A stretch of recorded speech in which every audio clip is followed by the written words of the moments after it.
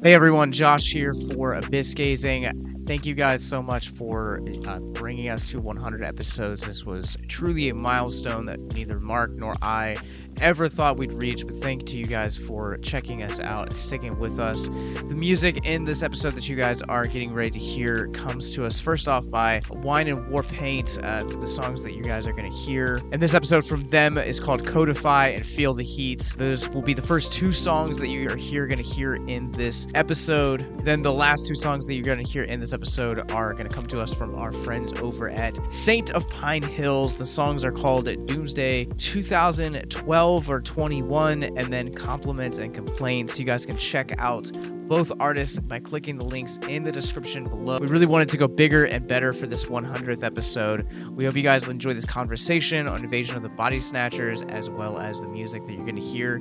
If you guys like Wine-and-Warpaint, you guys can catch them this Saturday, a part of our St. Patty's Day celebration, and want to hear more about them, check out their interview we did with them over on our YouTube. Without further ado, the song is called Codify. Enjoy the 100th episode of Abyss Gazing.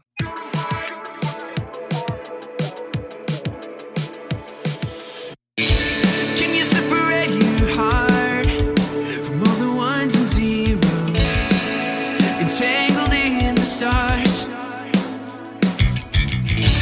Can we find ourselves again? Or are we content to play pretend? Lost in the endless feed. I can't find my breath. I got sucked in again. Codify your sickness, convert it to a sequence. Lean in, enhance the pain, then shoot it through your veins.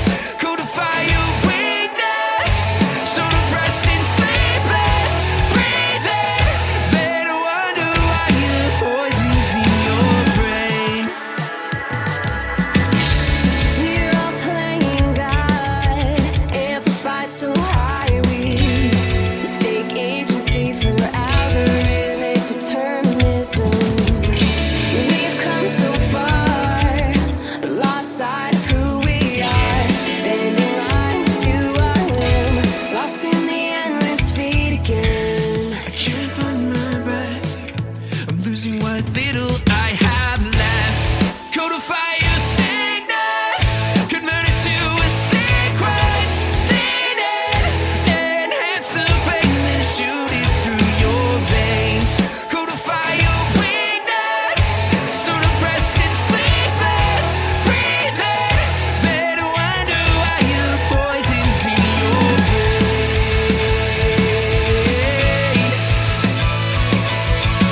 Feel the pressure of the blood beneath your skin. Feel your breath against the wind.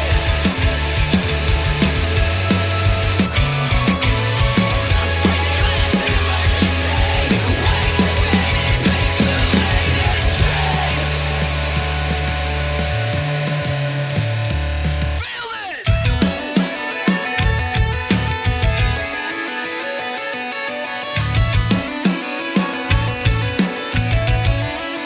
Can you feel it? I can feel it.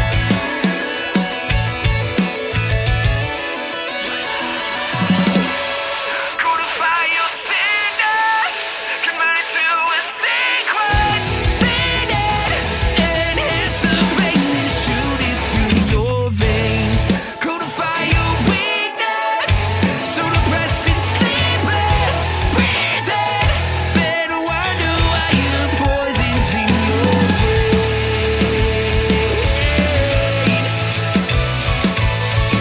Feel the pressure of the blood beneath your skin. Feel your breath against the wind.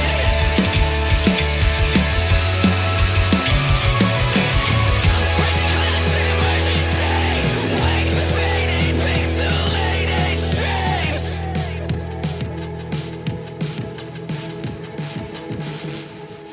Happy 100 episodes. You are listening to Abyss Gazing, a horror podcast where we celebrate all things spooky and mental health.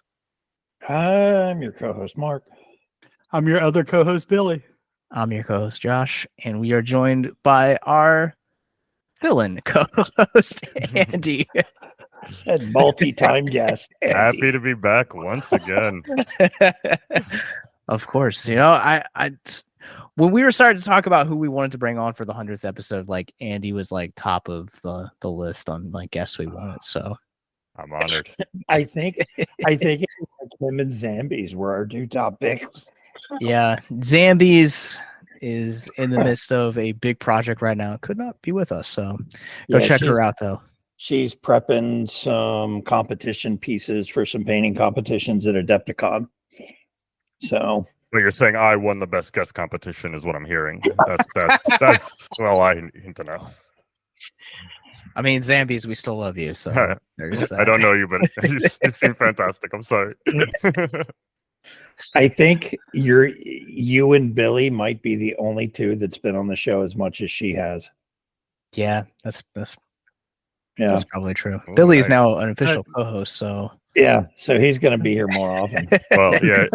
If by some weird way you and Josh are both unavailable, then maybe the three of us can jump in and do a co-host episode. All co-hosts. co-host to the death. Yeah. I'm still surprised we've made it to episode 100. It's like, oh, It's been a yeah. crazy journey thus far, gentlemen. It has been a crazy journey thus far.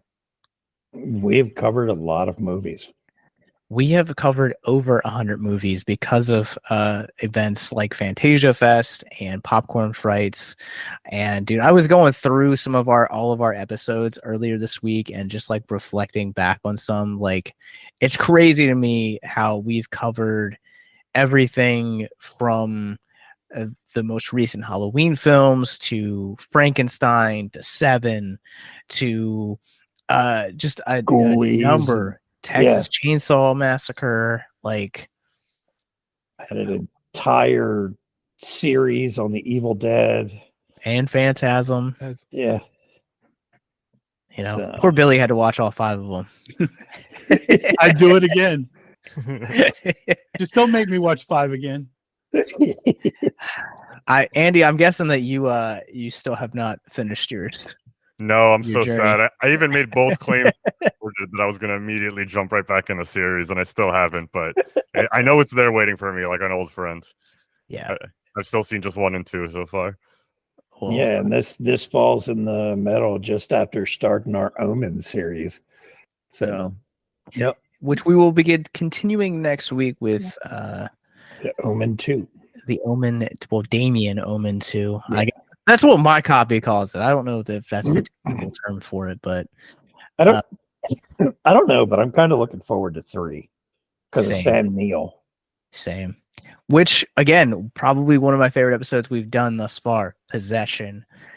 You guys can go check it out wherever you guys get your. What a wild ride that we brought Andy on. That movie tainted. Like, Sam Neill is so famous, and it's all I can think about when I hear his name. You just said it, and I like shivered a little bit. I was like, "Oh, Possession." Everybody remembers him from Jurassic Park, Yes. but Not anymore. he's kind of like an underground horror hero at this point. Possession, Event Horizon, Yeah. Damien, the third Omen. He's been in some others on top of that. I'm just not remembering them off the top of my head. Yeah, but he's also done some more recent genre picks too. But we did the Omen last week, and we are sticking in the 70s, even if we're not covering Damien Omen 2. We have Invasion of the Body Snatchers for 100th episode here. Yeah, we wanted something we all had not seen. Except for Andy. Andy had seen this one apparently. Yeah, sorry guys, I didn't know that was the criteria. I'm excited. Like, I want to know because this is a very famous movie, so I want to shut up for a little while and just like hear your guys' takes first. But continue. So I kind of feel like the 70s had it for this kind of movie. Because you had this, you had The Exorcist, you had a couple of the Omens, I think. Just Yeah. And there was this style movie that the 70s just had.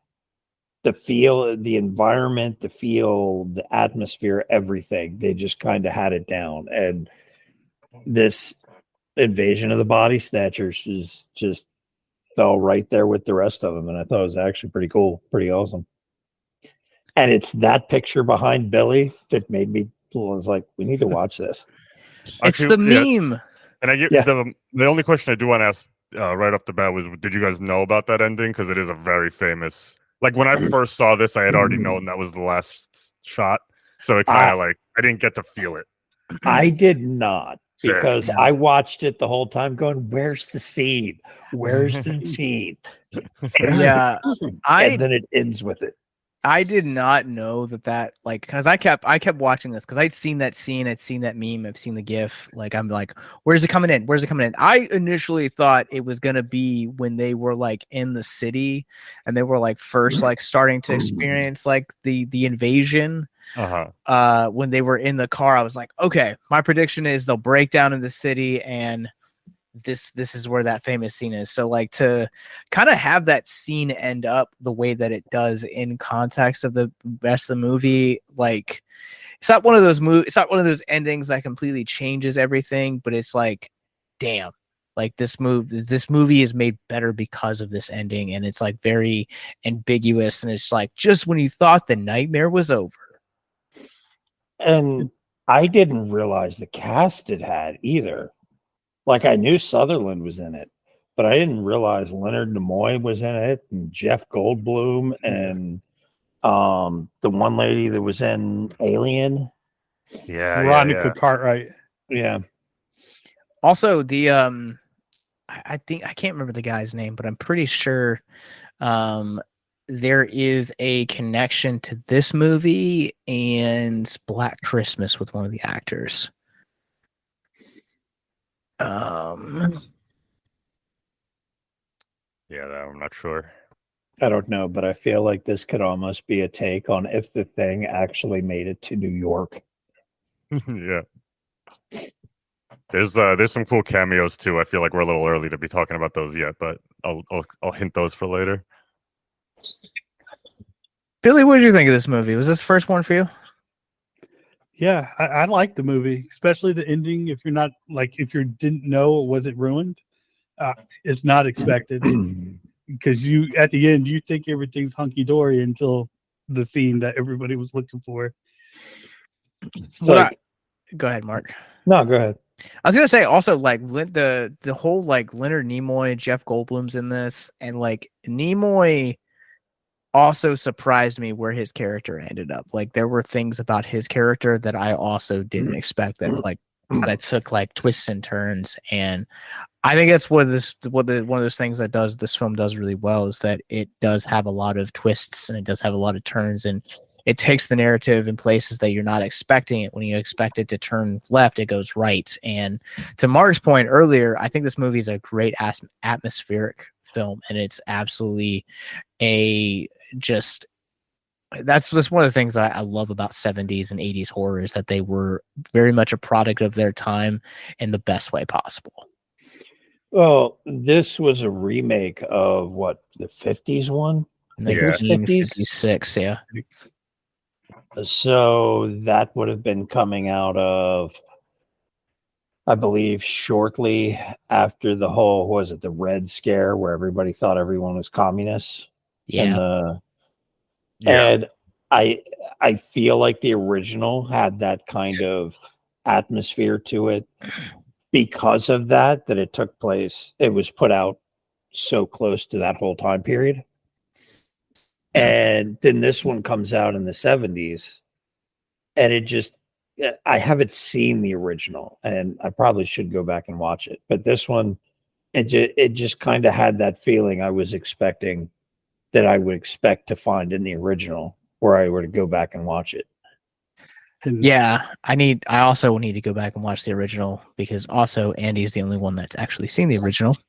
Yeah. But the gentleman that I was alluding to earlier, his name is Art Hindle. He played Chris in the movie Black Christmas, who was Olivia Hussey's. No, he's one of the boyfriends in the movie. Okay. Nice. Mark, what you were saying is definitely spot on, like with the original essentially just being a full-on allegory for the communism, the Red Scare, just kind of McCarthyism, just kind of snitching out, not being able to trust your neighbor. And it's 1956, so it's very much in tone of kind of more of a Twilight Zone-y. It's a lot more inferred than seen. So with this being like a remake of the 70s, for me personally, I mean, the grand trio of horror remakes, the best of all time, are this one right here, The Thing, and The Fly.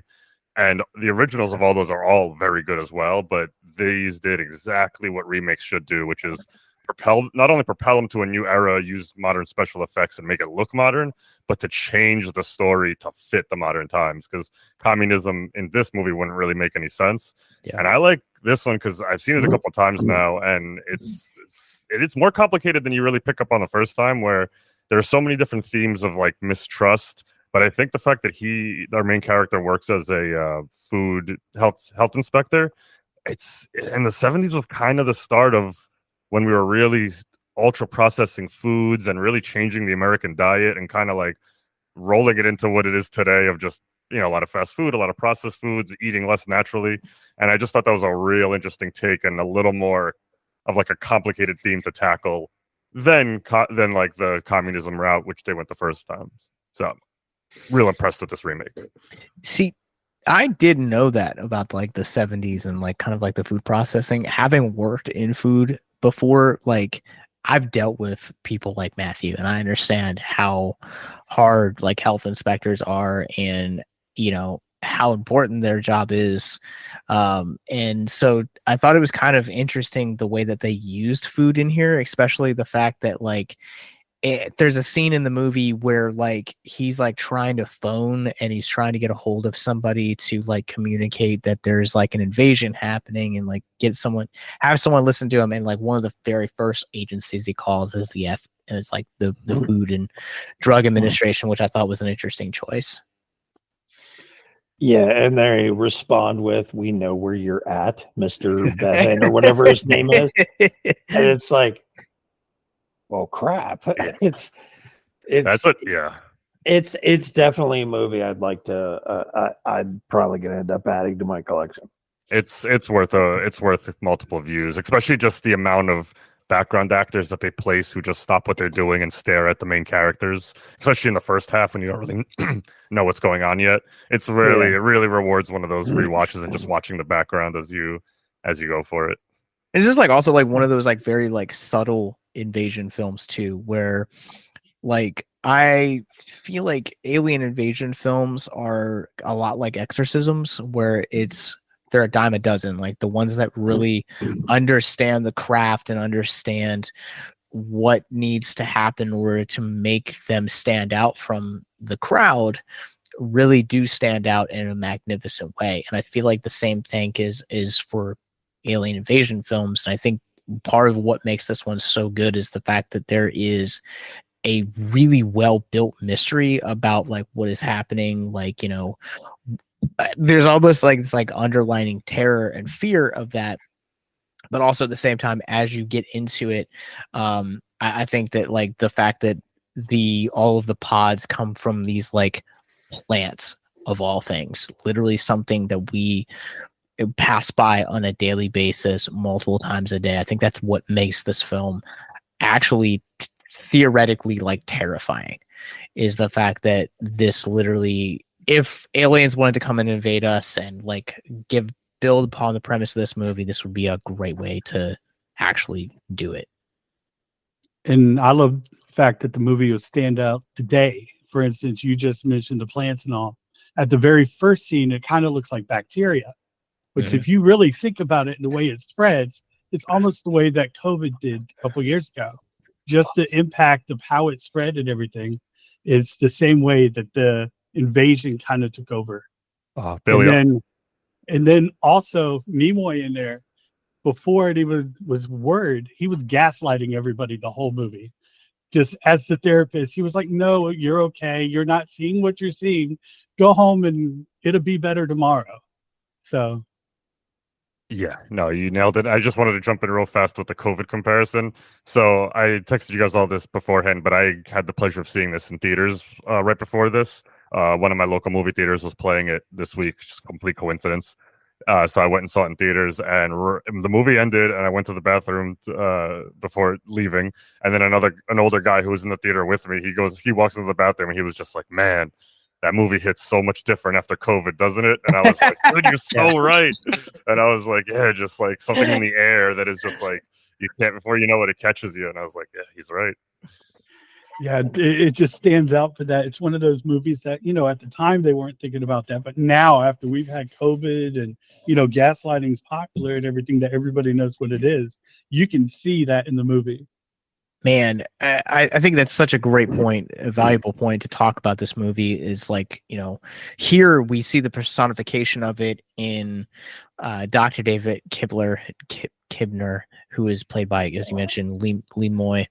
But it also at the same point is later in the movie, it's kind of also revealed that like Goldblum's in on it as well. And, when you compare it to large things like, like COVID, or you could name a bunch of other stuff. I mean, we're constantly being gaslit by corporations, billionaires, politicians. And this movie, I think, Andy, like you just hit it on the head. Like this movie just feels different, hits different with a lot of today's politics, a lot of today's corporations, a lot of just the day-to-day daily stuff, especially when you consider the Nimoy Goldblum characters. wrong profession, I know. Having issues there. I remember that. I remember that. I saw a different cut. Just call him Spock. Lee Moy versus Goldberg was a good ladder match. I remember that one. Now, I know they did another remake, and I think, Andy, you've seen that one too, right? Actually, no, I haven't. I was just aware of it. But that was, it's from, I think, 2007 with Nicole Kidman and Daniel Craig, and it's just called Invasion, because I guess they were trying to make it cool and kind of, they didn't want to make it seem lame for the new generation. But I looked it up. There's actually another remake from 1994. So it seems like every 20 years we do this story. So I think we're due, any year now to get another Invasion. Well, I mean, with the way they're remaking everything now, it wouldn't surprise me. I actually was trying to watch the other two versions before this, but they were only available for like actual rent, and I just wasn't in the mood to plop down $8 to see both movies. They don't have great reputations, the other two remakes. One takes place on a military base, and then the 2007 one is very much, I don't know if it's in Iraq, but it's definitely influenced by the war on terror and post 9/11 politics. See, that's interesting because I can't imagine, having only seen this one, I can't imagine the story any other way. Like it feels weird for me to like imagine this any other way, because like I think this one just hits everything that you need, and I think it goes back to just a lot of the timely stuff that you brought up, Andy, with the food, a lot of the stuff with that Mark brought up about just being atmospheric, especially there was just something in the water about like 70s horror that just absolutely hits. And I think the performances across the board on this one, just magnificent 100%. Well, I think something else about these movies from this time period, and give or take about 10 or 15 years in either direction, is the people actually fit their living conditions. Mm-hmm. Like, you got one of the biggest sitcoms ever, Big Bang Theory. There was no way Penny was working as a waitress and living in that apartment on her own. And it's so common now to see these people working like, yeah, I'm a part-time barista, but I've got a $10,000 a month apartment, and that's all I do.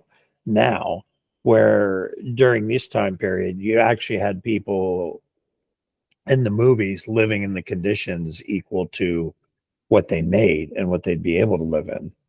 It's a very grounded approach for the storytelling and this very fantastical story. And I think going off your point, one of the things that makes this film stand out as well as it does is the fact that it has that groundedness to where, this is an alien invasion film, but you rarely ever see actual like aliens. Like you see like the alien-fied version of them, and that's really what I think makes this film as successful as it is. And the giant pickles they're all handing out. Yeah, leave the pickle man alone. They totally look like pickles. And the ratings were different then too. Like PG, it looked like you can get away with a little bit more than you can now. Well, yeah, PG-13 didn't exist yet at this time. It's Yeah. the same reason why Jaws is PG, and that has nudity and blood and killing. It was just like PG was PG-13, and G was, So, yeah. it's like, we really What- muddled it up with the G and the PG. What did like Gremlins or something that forced them to create the PG-13? I Yes. think you're right. Yes, it was. We talked about Gremlin- that on the yeah. Gremlins podcast. Yeah. Yeah. That's awesome. Another way I think this movie shines, again, as a remake, is the original is way more of a small town setting. It very much feels like an episode of Twilight Zone. It's a small California town, 1958. Everyone knows each other. And then by upgrading it to a city story, it just doesn't. It's why these two movies work so good on their own, because they're not even close to the same story. And this kind of city horror, I mean, this and Rosemary's Baby are kind of the best of just, as someone who lives in a city, like, you're surrounded by people, but it's so easy to feel like lonely or just like not, like you're around people, but you're not, no one is looking at you. And so to take that and then be like, everyone is looking at you and they're all against you and you have nowhere to go is a very like scary and terrorizing thought, I feel like. I kind of feel like through the 100 episodes we've done that, going back to some of these older ones and classics kind of almost gives you a greater appreciation for where the genre came from and some of the ones that have made names for themselves and why. So I want to go back on Andy's point, though. One of the scenes that goes back on everybody turning and looking at you is the scene where the guy's running down the street, hits the guy's car, and then they keep running, and he gets run over. Yeah. And the police is there, and then all the people are just standing there gawking, just staring to see if. But when you think about it, look at today. Somebody gets hit by a car or somebody gets mugged or something, and everybody pulls out their cell their phone and camera just phone. stands there and watches.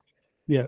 There was a video I saw not about a year ago. Some guy had an argument in like a Starbucks or something, and the guy just pulled out a knife and knifed him right there, and everybody just stood there recording, watching. Nobody was calling the police or nothing, and the dude was just bleeding out right there on the sidewalk.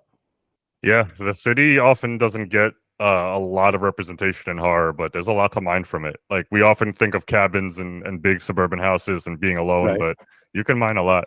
Real quick, Billy, because then I said I had cameos to talk about. I just you mentioned this, I got to bring it up. So that man, who gets hit by the car and runs up and screams, that's the star of the original film. He's the Donald-Sutherland character.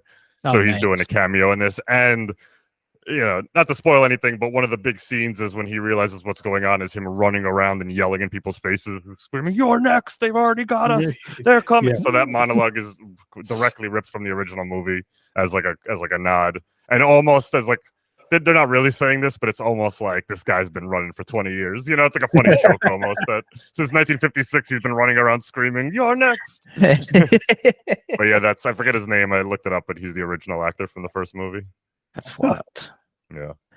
Going off of Andy, I think you can speak to this probably better than any of us can, but having been a tourist in New York, at least in the last 10 years, there's definitely an element that kind of feels like you stand, but like you're not quite heard. New York is a very busy place, but it also feels very isolated, and I feel like they kind of applied that to some of the city scenes here, how they use the city to kind of also bring that same feeling in here. And I think that kind of makes it worse, because nothing, in my opinion, is scarier than going through someone and then someone either ignoring you or gaslighting you, and especially if you want to apply that also to like the conversation of like mental health, like no one can see it, so it doesn't really exist. Well, how are you to tell me what I'm feeling and the things that I have going on in my own head? No, yeah, it's like a very good point, and how you're right, where it's when you know for a fact that like your you know what you saw or what you're feeling, and then to just have that denied by people who are supposed to care about you, it's ripe for this kind of horror and so scary. And I like too with the psychiatry talk in the 50s movie isn't really that advanced. It's a lot of they're crazy, send them to the loony house, like there's not a lot of talk. So another way where this is a very successful remake is like the study of the mind is really expanded in those 20 years between 1956 and 1978, and they use real world like philosophers. I don't know too much about the world, but real world philosophers and thinkers, and they talk about real books and real theories in this version. And I think that's just it was very cool to again be of the time, because that was radical thinking at the time. Like Leonard Nimoy would have been a very radical guy in that if he was like a real person in that era. Well, that's part of what kind of the first time they showed him and him starting to talk, it was like, he's gonna be a bad guy. It's what gave it away for me. It's I knew he was at least one of them, if not like one of the heads or whatever, from that very first time they showed him and he started talking the way he did. Nope, didn't have that. I also don't read into movies. Like I am like not trying to like understand. I'm looking more for themes, as we've established in our 100 episodes here. Analytical one, my guy. Analytical one. Well, you didn't analyze that scene very well, or didn't give it away. I have a habit of figuring that kind of stuff out fairly quickly, just by like being me and weird. Maybe you have a good judge of character, or bad judge of character. I don't know. Who knows? I'm friends with you. What does that say? I don't know. We're also friends with Billy, so I don't know what that says either. Andy, to going back to your point, like I would love to see this kind of set in a modern day, post Me Too, post Black Lives Matter, post TikTok or whatever kind of world, because we understand mental health so much better now. There have been movements that we've seen in the last 10 years that have, held actual people accountable. So things like gaslighting, like we see here with the Nimoy character, doesn't happen. But yeah, I really loved the fact that, we were able to kind of see very real terminology come into play with some of the psychological elements. I don't want to see another remake. I really don't. It's another one of those movies where it seems like they got it right the first two times. Why do we got to keep trying? I understand your sentiment, but in doing research with this movie, it was hilarious how many people, like on the street, people would come up to them and being like, why are you remaking Invasion of the Body-Snatchers? There was the same fan back in 1978 who was like, you're never going to top the original. Why is this movie even coming out? And some of the early reviews were actually pretty negative, being like, this is lazy. Why are they redoing the same movie? So I agree with you. Most remakes do suck. I'm just pointing out it's very funny that sentiment has lived on for 50 years. And it's rare, though, that a remake lives up to the original.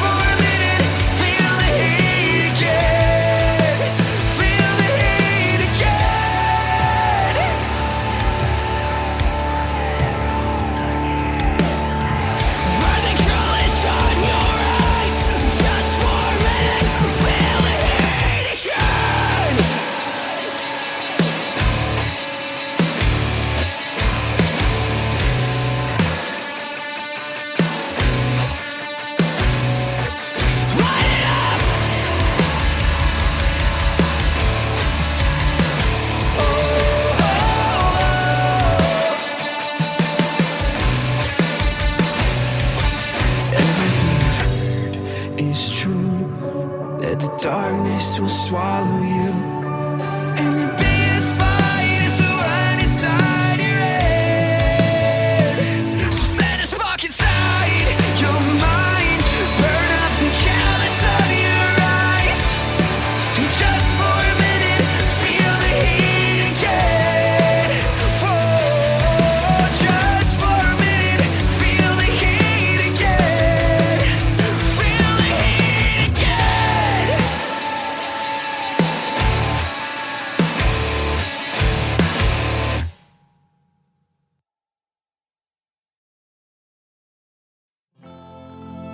If you or someone you know is listening to this podcast right now and you're struggling with suicide, addiction, self-harm, or depression, we encourage you guys to please reach out.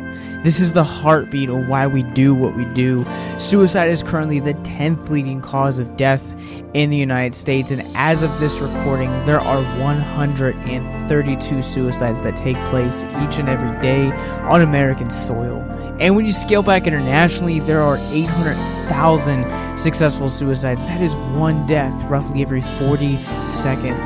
So if you or someone you know is struggling, you guys can go to victimsandvillains.net/hope. That resource is going to be right in the description wherever you guys are currently listening or streaming this. There you'll find resources that include the National Suicide Lifeline, which is 1-800-273-8255. You can also text HELP to 741-741. We also have a plethora of other resources, including churches, getting connected with counselors, LGBT resources like the Trevor Project, and also veteran hotline as well. Please, if you hear nothing else in the show, understand that you listening to this right now, have value and worth. We get it. Suicide, depression, mental health, these are hard topics, and the stigma around them doesn't make it any easier. But please consider the resources right in the descriptions below, wherever you guys are listening, because once again, you have value and you have worth. So please stay with us. Yeah, but when it does, we get this movie. And I mean, when it does, yeah. I think honestly, like, you know, as good as this movie is probably one of the very rare sci-fi films that we've come across in this that have the potential for either a really good trilogy or even franchise. Because like Andy was saying, with some of the other entries and how they've done them, it's not quite the same. Like there's enough difference where, you know, that's whether that's setting or, you know, some other way you're exploring some other themes. And I think you could definitely do something like that in a more modern day concept. You know, maybe you don't put it at maybe you don't put it in a city, maybe you put it, or an army base, maybe you put it in like a fraternity hazing kind of thing, or, you know, something. There's I feel like a idea like Body Snatchers, there's a multitude of ideas that you could go after. I feel like there would only be one way you could go with doing a sequel off of this one, would be a national one. I was going to say global. And then the trilogy being global. Yeah, that's what I was going to say was global, because you expand out and, you know, it takes over the world, basically. Well, they were talking about taking over the West Coast in this one. Right. Which would have expanded across the country and through Canada and everything. But that would be the only way you could really do it, is go continental and then go international or whatever. Or, I mean, this is such an American story that, like, if you put this into the hands of, you know, to go back to our conversation on Imprint a couple weeks ago, like, imagine taking this into the hands of a Japanese or a French director that has a different cultural context on not only our country, but also different experiences in terms of things like war, government, politics, you know, healthcare, etc., and placed it into through their lens. That's actually a really good point. That I think the only remake that would really get me excited would be if it was not about from the Hollywood system, and just another country just did their own version out of nowhere, and just basically what you just said. But I think that would excite me the most than if Universal Pictures was remaking it for the 7th time, or whoever owns it. I have no idea. Yeah, Sam. Well, I mean, you could almost look at it from a historical aspect. You had the satanic panic of the early 80s. Yep. If you compare, everything was done because of Satanists, or you go back farther in history, everybody was a witch that even looked funny. Oh, she's got a cat and lives by herself. She must be a witch. You can see that story play out in history without it being an alien invasion. That same kind of paranoia and same kind of story. I mean, you very well could, and I think that's what I'm saying. Like a story like Invasion of the Body Snatchers is ripe for any type of historical, setting you want to do. But I think it would look cool in the hands of like a Japanese director or a French extremist director or Neil Blomkamp doing it in South Africa. I was just thinking that. That was no joke. I was literally just thinking that. No, I'm thinking like style, yeah. Going like High Tension, Martyrs, like some of just like the really extreme like French films. Like I think having a director of that capability would be interesting if we got to see it remade today. Yeah. And regardless of whatever theme they would pick as a modern remake, that the very first way of showing emotionless, detached pod people is going to be them staring directly at their phones all day, and that's going to be how they mask it among society, because they're just going to think, oh, people will look at their phones. But that would definitely be a modern way to show the disassociation. It would work. I mean, and the lack of emotion, just the way people can scroll on TikTok, and even if things are funny or sad, it's just like a dead stare. I have my daughter said she got off of Instagram because of how often she'd be looking at stuff and come across reels of people being like run over by trains and crap. She just shut it off. What side of Instagram? That was my question. What algorithm is she running? Yeah, man. But no, that's smart on her, because that's a healthy way to. It's healthier to not be on it. Like I look at a lot of painters and car stuff and cooking stuff, and I'll be just like scrolling, looking at different stuff, and it's like viewed for your protection, and you click on it, it's like, Jesus Christ, some dude's getting smeared by a car. It's like, why is that even showing up on my feed, kind of thing? Yeah. So, one question I wanted to bring up with you all is how did you feel? This isn't a twist by any means, but I do find this movie very interesting when you find out towards the end that the aliens, like, they do have a plan, and from their perspective, they think they're doing good. Like, I know they're there for survival, but like they truly believe that they're coming to this human race, and they're ending war, and they're ending fighting, and they're ending poverty, and they're creating the highest functioning society of all time. And in a weird way, that's kind of scarier than an evil entity who wants to destroy a race. Like, they can never be reasoned with, because they think no matter what happens, they're doing the right thing and we're wrong, and they need to fix us. The heroes are portrayed by those that write the history. Yeah. Heroes are, because the Nazis thought they were in the right. Yep. Yeah. Oh man. I think from a storytelling perspective, always the villains that always hit the hardest are always going to be those that consider themselves the heroes of the story. Yeah. And to me, I think that's absolutely terrifying, but also in a weird way, like, I kind of low-key agree with them. Like, oh man. like hear me out, man. I mean, like we're like Josh has been taken over. He's I am the only one here without a shirt on. So. I know. It seems like you just woke up out of your pod and went right to recording. That's what it looks like to me. But like hear me out real quick, like we live in divided times. Where it seems like it's harder than ever to find community. It's harder than ever to find partners. It's harder than ever to really connect with someone. And to, like, Andy and Mark's point, like, we feel like it almost kind of feel like we're being taken over by pod because of things like TikTok and Instagram and Facebook and X and, all of these other things. And so, like, you know, there's a point in here where like the famous scene that we were talking about from the end, where it's revealed that like Sutherland is one of them.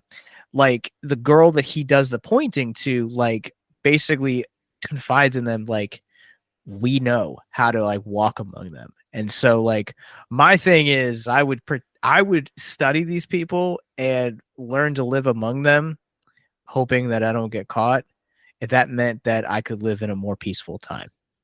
I understand what you're saying, but by taking all the emotion out of life, I don't even know if it's worth living. Like, because you're also taking out, they're not happy, they're not excited, they don't love, like they're just like ants.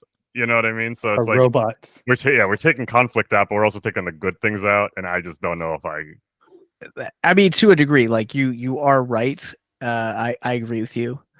To a degree, I think, but like, you know, because you do need the good with the bad. You do need the negative in order to grow as a person, because the scars of yesterday are going to shape you for who you are today. But in some weird way, it feels like I guess I'm just like striving for peace, if that makes sense, like by any means necessary. Not necessarily, not saying that I'm gonna bring aliens down here, open up a Ouija board. no, you just said you'll help them. You just said you'll help them. You're not gonna bring them here. I'll help them. You'll join them. He's like, y'all can come down and hang out. Just leave me be. You know, I know. Don't go to sleep. I know this. I know this isn't horror, but I don't know how I didn't realize this till now. But in our talking, and it's definitely not a remake of this, but do you guys like Edgar Wright's movies? Because The World's End is like 40% a modern take on body snatchers, with the blanks taking over people for a more peaceful society. I don't know. Have you guys seen that movie? Which movie? The World's End with Edgar Wright. Edgar Wright, Simon Pegg. Yeah, it's the end. Like Shaun of the Dead. It's the third one of those. Fuzz, yeah. It's the with the aliens come over and they make where blanks. They're doing the bar hopping. Yeah. But it's all about an alien race coming to the Earth and then trying to make us better by taking us over. And I don't know. You rewatch it after you've seen this. I just realized that's kind of a modern day remake of Body Snatchers, and through a comedic lens. I own all the Simon Pegg, Nick Frost movies. Nice. They're fantastic. I mean, am I literally alone in like saying that like you wouldn't do like what it took to make peace happen? You know, I think you look at like stories about like what would, if you ran into a genie, like how many people would wish for like world peace or to like end world hunger, you know? Like, I don't have the money to do it, but if I had the means of like bringing it forth, like I would like to take it. And I was thinking in sickness and all that other stuff. That's the other thing that they were saying. It'll be all better. Just go to sleep. It'll be better tomorrow. Every time that they would talk, or they would have the body ready for the next person. Hey, just go lay down. I would probably wish for an island in the middle of nowhere to myself. Because screw people. That's why you live in the middle of nowhere, Mark. I'm not completely in the middle of nowhere, just close. You might as well be my guy. That's a few miles down the road. I got a grocery store outside my neighborhood. You might Don't give me a hard time. Ooh, grocery store. Yeah. So fancy. Over there living like Survivor or something. Hey, we got some good catfish and barbecue. All right, I'm booking my plan now. Yeah, how did you guys think about the I think one of the things too that like going back to like this era of horror, I think the reason that it also hits so hard as this one does are just the we're in the thick of the practical effects. Like, and I think the designs for not only the flowers, they're really subtle. They look kind of like human skin and kind of like the insides, but like also on the outsides. And then kind of just the look of like the pod people I thought was like really sick looking.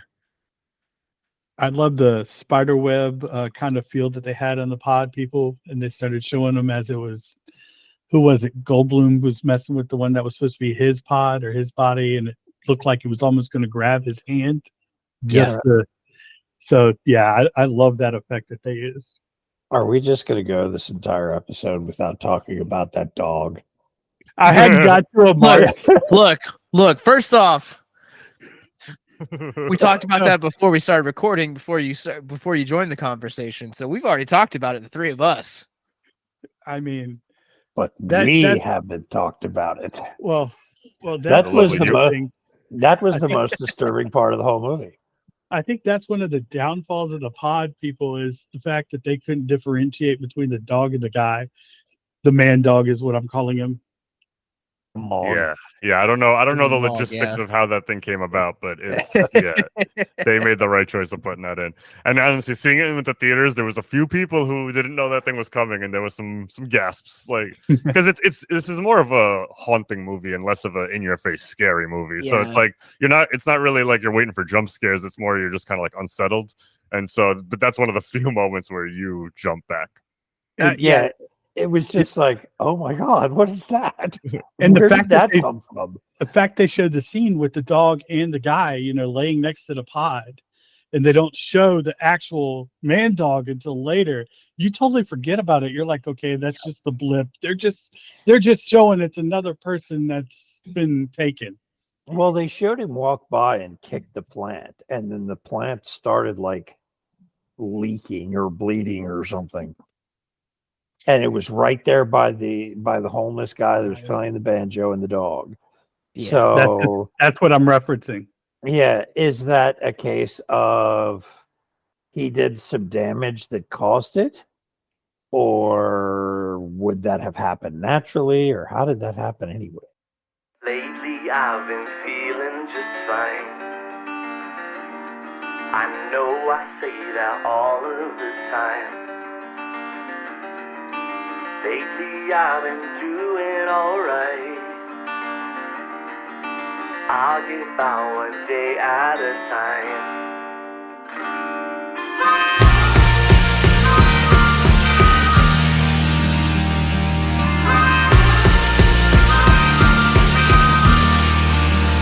Let's talk depression.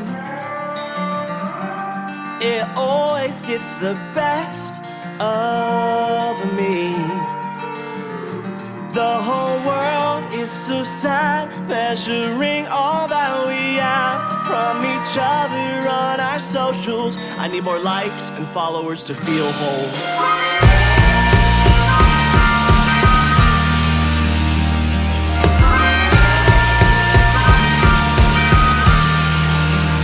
Let's talk addiction.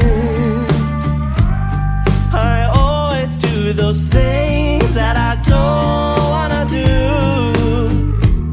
Every day is a fight between what's wrong and what's right. I can't take it anymore. I need to get out of my head and out of this state, because lately I've been feeling just fine. Please don't give up on me. I know I say that all of the time. Please don't give up on me. Lately I've been doing alright. Please don't give up on me.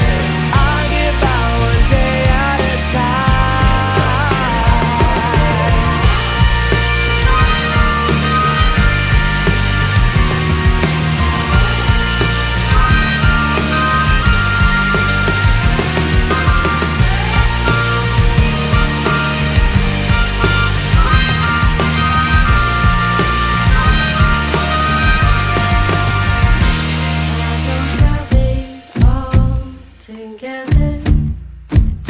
Every day I'm getting better. I don't have it all together.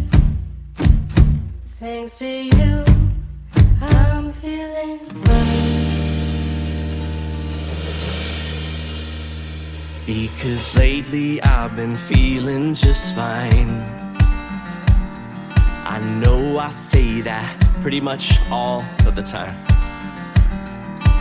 Lately I've been doing alright. I'll get by one day at a time. Lately I've been feeling just fine. I know I say that all of the time.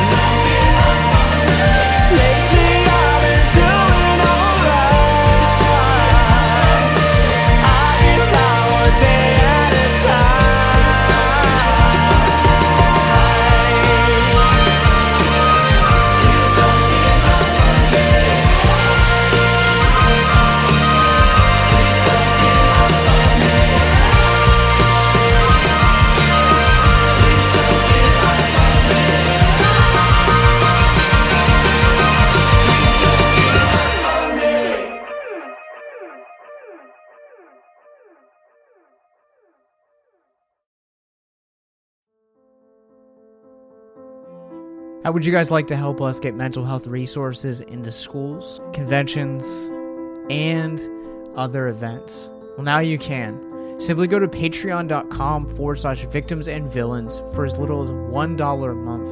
You guys can help us get mental health resources into current and upcoming generations, educate and break down stigma surrounding mental health, suicide, and depression.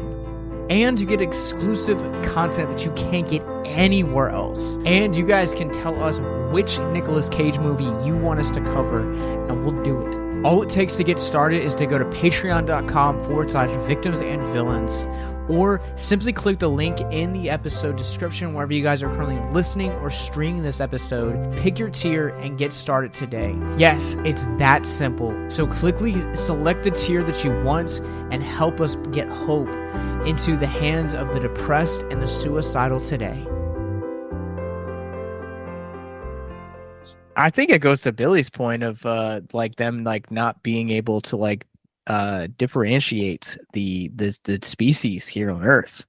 And to Andy's point, that was like I was in the middle of doing laundry when I was watching this, and like I like looked away for like a split second, and then like that scene came on, and I was like, what?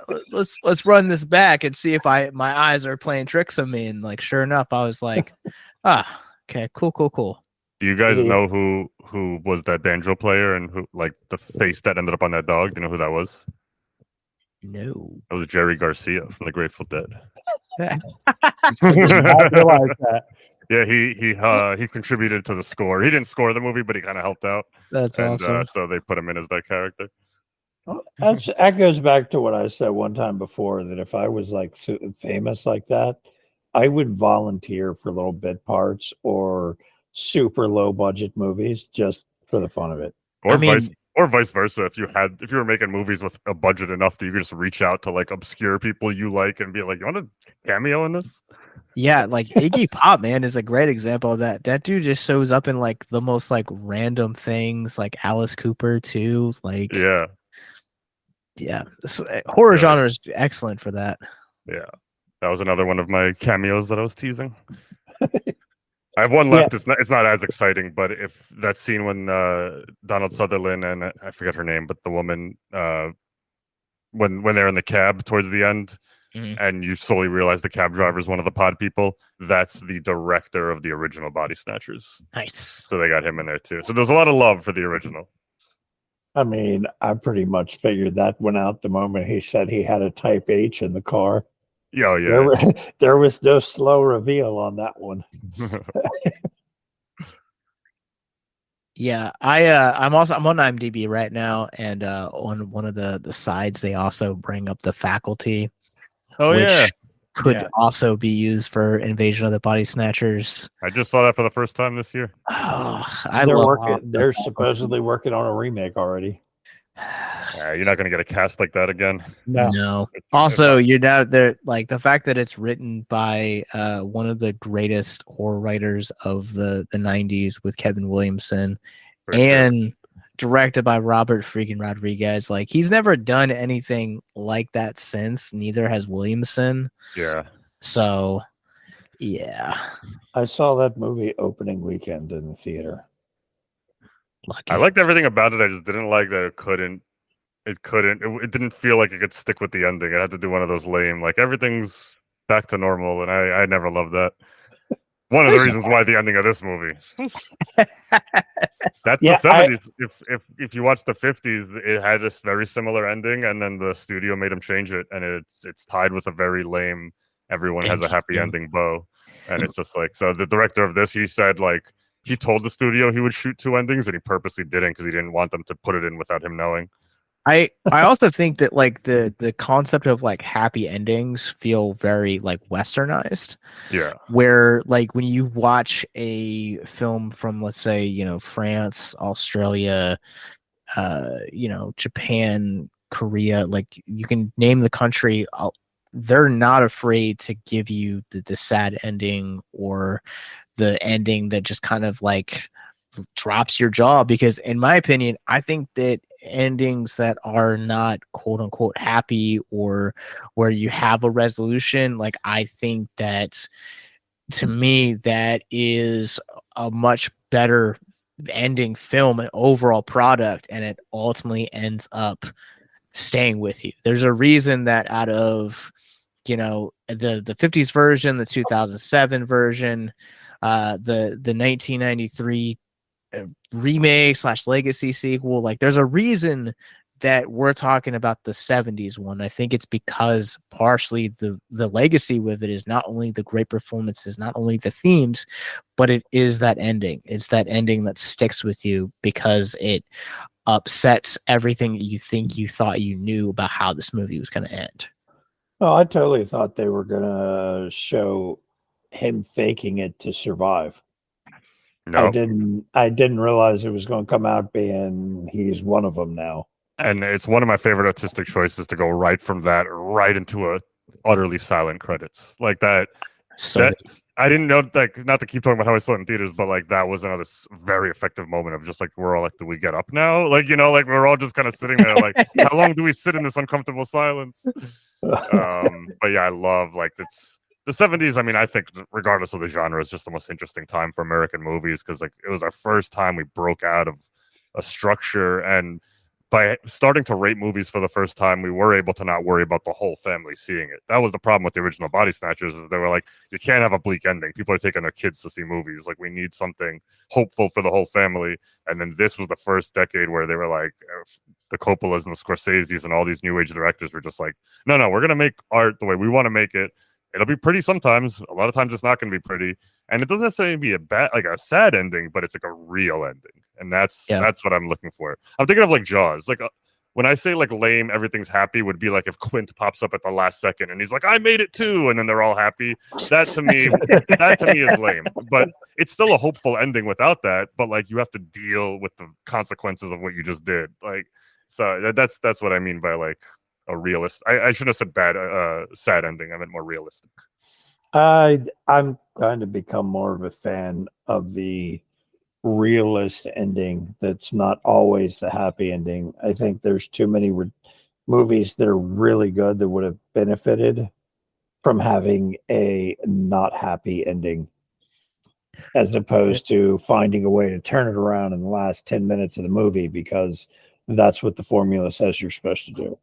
Yeah, I remember, and I think now, like growing up in the 90s, where a lot of that stuff it was Disney. You always watched Disney. Disney kind of like ruled my childhood, and largely was so influential that their structures, inspired DreamWorks, and then you kind of got other stories that were essentially willing to tell these happy stories. I remember coming out of seeing Infinity War opening night and the devastation that was in the crowd walking out of that theater as all of the Avengers had just been snapped away.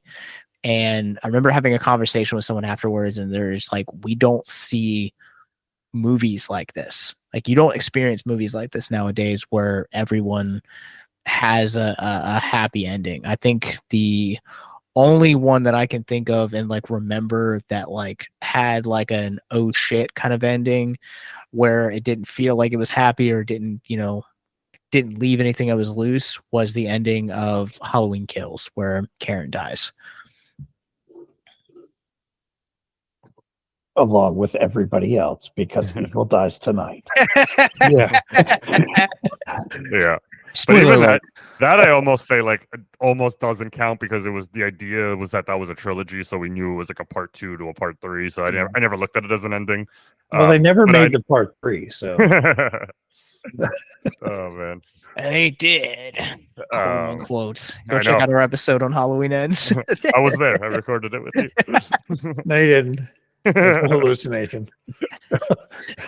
You look at the RSS feed, Mark deleted everything. Damn it. I knew I shouldn't have given him the password. Oh man. Yeah, sometimes I think more movies need a not so happy ending.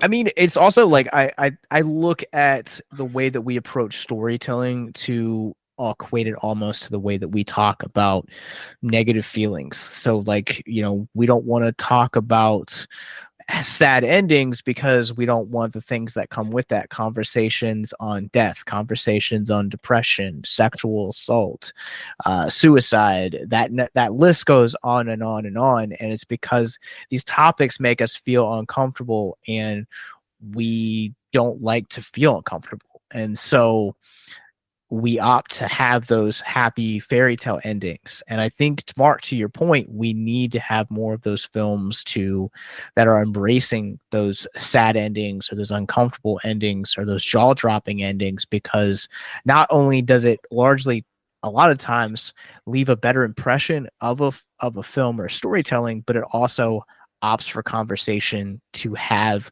on those films and the feelings that we felt when those characters lived or when they died or whatever have you, or the themes that might have been woven in there at the end as well.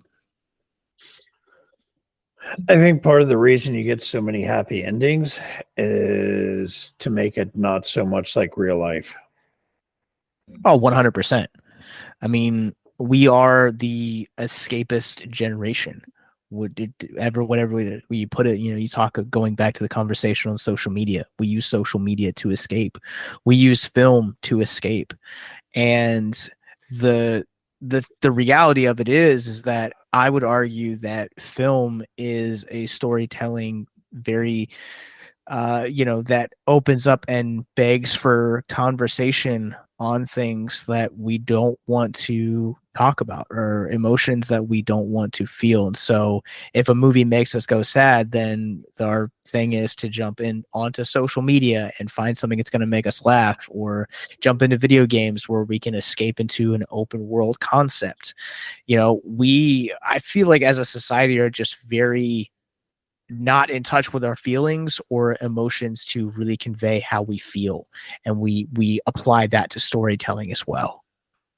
Yeah, I agree. And I also think that, people like us who watch the amount of movies we do and think about them enough to do a podcast, it's a minuscule number, but almost everybody in the world enjoys movies. So it's like the whole happy ending thing. It's less for people like us who watch 1,000 movies, and it's more for the people who do need to escape and they're going to the movies because they want to have a laugh and a date night out.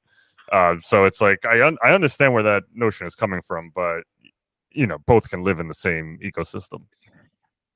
Yeah, very much so. I mean, there are days that I have a section of movies that I consider comfort films that I reserve, that are just thoroughly enjoyable, funny, ridiculous, and just utterly dumb, and I just reserve them for those days that I need that pick me up.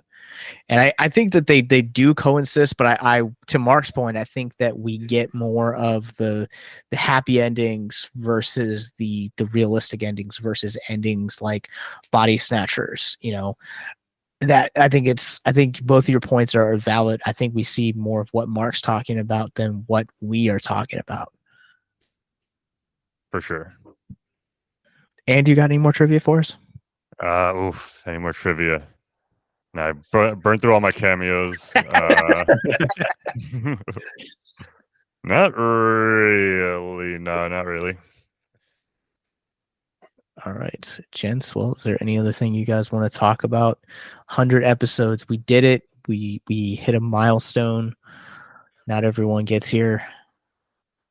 No, I mean, I'm just happy to have met you guys and to be on this. I don't really have too many other kind of podcast relationships, and the ones that I do are not even close to as strong as this one is. So I'm just happy that I was playing part of the 100.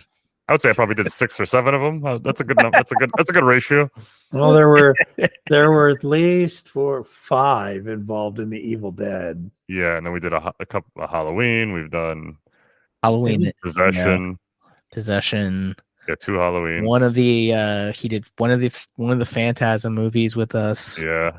I will tell Billy, if you ever want to see just a completely off the wall fucked up movie, go look up the Sam Neill movie Possession from 1980. 100%. It's crazy. Yeah. All right. just make sure you're ready. I don't think you can be ready for that. Yeah, movie. but yeah, just No, I actually He owns it. I own it now. I bought it right after we finished that podcast, but also on Etsy I found this an enamel pin of the scene where she's having the miscarriage and jeez. after getting the groceries. And I love like I love like just showing like random people that like that are more conservative, and I'm just like, this is from a 1980 weird horror movie called Possession. She's just like, oh, what's happening? She's having a miscarriage, and she's coming to the terms with that. The fact that she's having a miscarriage. Someone made it a pin. That's I have 2 pins. I don't know where the second one went. I'm pretty sure I just bought a Scream pin from Oh. two girls in the park. They were selling pins. Yeah, it was my second one. But yeah, I'm curious. Out of 100 episodes, and this is the reflection question: what is among some of your favorite episodes that we have done thus far? I think the one with Andy Barker and Dracula was really good. That one was really fun. Yes, Bram Stoker's Dracula. Zombies in the Craft was fun. Yeah. Getting to be the guest for Evil Dead Rise because I was in the middle of my move. That was a weird meta episode. Yeah. I will also say this. Some of my favorite episodes that we did obviously would be Ghoulies with Faye, the episode that started us off. Probably one of the coolest episodes I will say that we ever got to do was the Old Ways with the writer. Yeah, that was cool. That was a great episode. Yeah, I'm like looking through this now. I think in my eyes, like just kind of going through the list, one of the funnest episodes, and this is like a backstory, was our Saw episode. Mark and I like had originally planned something else, and I think the guest we had like dropped, and we're like, it was like the day before the episode was supposed to come out, and I was like, we need to do something, and he's like going through like just giving me these like list of like possible movies that we could just like bullshit over, and I was like, Saw is a movie that I know front to back. I can talk about it, no problem. We winged that episode, that entire episode. 100%. It was great. No one ever knew. We knew the movie well enough that we could talk about it without any questions. Yeah. So yeah, there's not a lot of movies like that. Nope. I think that might have been the only one we've ever done that's like that. Deathgasm was a fun episode. Behind the Mask was a fun episode. Yeah, Deathgasm was fun because the guests openly admitted we never would have watched this movie if y'all hadn't have suggested it, and we absolutely loved it. Leo and Tom, my guys. One of the episodes that I did without Mark when he was on vacation in between episodes was Perfect Blue last year. It was a very good episode. Yeah, our bad movie showdowns among one of my favorite episodes that we've ever done. We've talked about doing another one. Yeah, we pinned Sharknado, Lamageddon, and Velocipaster together to find out which one was the worst one. I think Velocipaster won in terms of best, but Lamageddon was the most entertaining. Lamageddon was the biggest surprise out of that bunch. God, it was so good. It was so bad it was good. It's an excellent little episode. Billy, you're the new co-host here. What episode have you been a part of that you've loved? Imprint. That was a great episode. Imprint was one of the better episodes I liked. Were you familiar with Takashi Miike's work I didn't before watching that? I mean, I had watched a couple of movies, but I didn't realize that's who it was. Like, I think it was Assassins or something, and a couple other ones. I'd have to look and see. There were a couple of them I had seen. I just didn't realize that's who had done it. Yeah, he does fucked up movies. Yeah. Andy, what about you?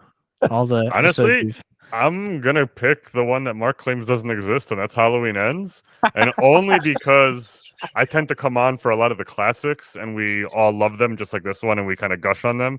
And this was the one where Mark hated, and I'm not gonna say I liked it, but I liked it more than most people.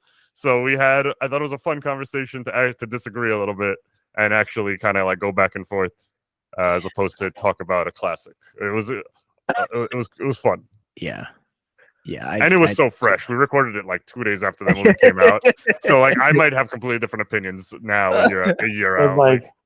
and I think me and Josh were both angry as to how badly it didn't fit the two previous movies. Yeah. And I'm sitting there and I was like, the opening was good. Dude, I recently rewatched that movie to see if my opinion on it had changed, and I texted Andy about it. It's not as bad as I remember. It's still a bad movie, but the scene where that opening scene, my wife's sitting in the room with me while I'm watching it. She's like, I haven't seen this one, right? I was like, you have not. And she was like knitting, and then like looked down at her stitches, looked up at the moment right before the kid got knocked over, and she just went, oh fuck, and then walked out of the room. Hey, if that was a short film, that would be a good horror I know. film. That's all I'm saying. Like if you divorce it from the rest of the movie, that's a good opening. It just didn't fit. It didn't fit the previous two movies. They built towards a showdown between him and the city, and then they're like, yeah, we tore down the house and he disappeared, and some kid found him years later. And I didn't know I was going to rehash it by bringing it up. I'm sorry, guys. You're fine. My favorite one was Evil Dead 2. I changed it. I fucking hate that movie. No, I think one of the fun episodes was Gremlins. Oh, Gremlins 2 from earlier this year was such a great episode. Yeah, Gremlins, but I love Gremlins. the second one is so cartoon and over the top. It's still fun. That's why it was fun. Yeah. Have you guys seen the Key and Peele sketch about the making of Gremlins 2? Yes, we brought it up. I'm sure. It's very famous, but I watch that sketch like once a year. I'm just like, it's still hilarious. It's one of the best ones they've ever done. I think. Go ahead, Mark or Andy. Sorry. Oh no, nothing. I was quoting the sketch, but it's not important. Go on. I think one of the episodes that I like had the most visceral, like just laugh out loud moments for was when we did Sweeney Todd, and Mark just kind of professed how much he hated doing musicals. And I never realized how much he hated musicals until that episode, until we started recording, and it was like chef's kiss. It was great. Fucking hate musicals. There's no reason for them to be singing. So you're not going to watch Mean Girls, the new one? It's fantastic. No. I've never even seen the original. I've seen it for you, Mark. I've seen Mean Girls enough times. Yeah, I was going to say, you just like this Josh's favorite movie. Yeah. I mean, that's it's up fine. there. It's up there. All right. There's only like one musical I actually like. Hedwig like and Sound of the Music Angry or Itch. Yeah. Hedwig and the Angry Itch. Yeah. I like Singing in the Rain, but it's a pretty good movie. All right, gents. Well, happy 100th. Andy, where can people find you? You can find me on social media at Love What I Love Podcast. You can just search us at LWIL Podcast or send us an email at lwilpodcast@gmail.com. All right. If you guys have never listened to Andy before on the show, he does do another podcast.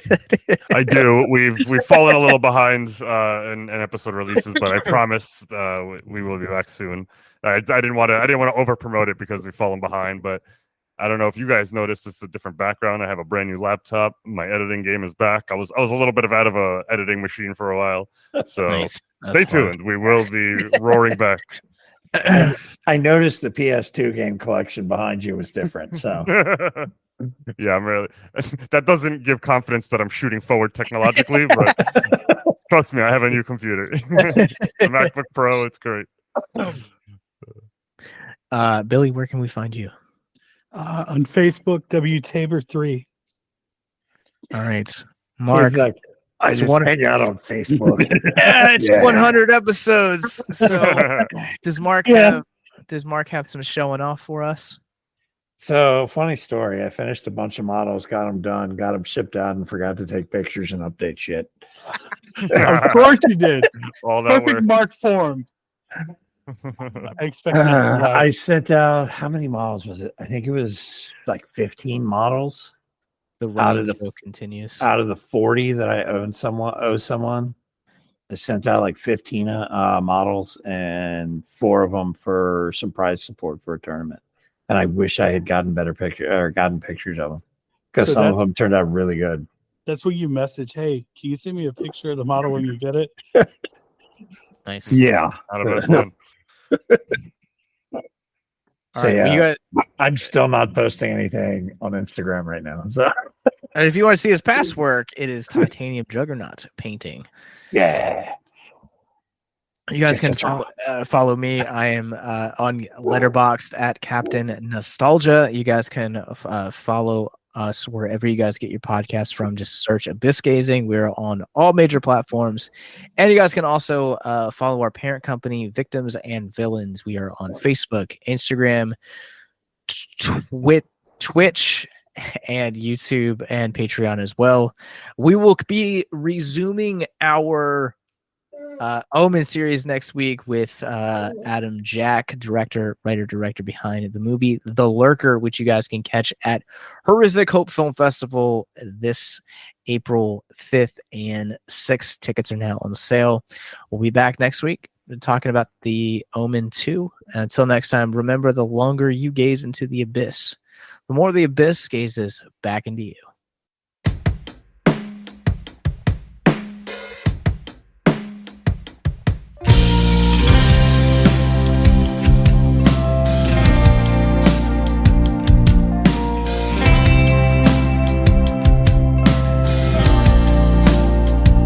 You know I hate waking up early in the morning, and this 9 to 5 will be the death of me.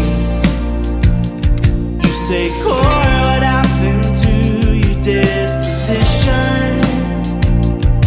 I'm a product of my own reality, and time keeps moving forward. It doesn't stop for you or me. So I just want to thank you for the sunrise. I just want to thank you for the sunrise. I just want to thank you for the sunrise. Only you, only you, only you.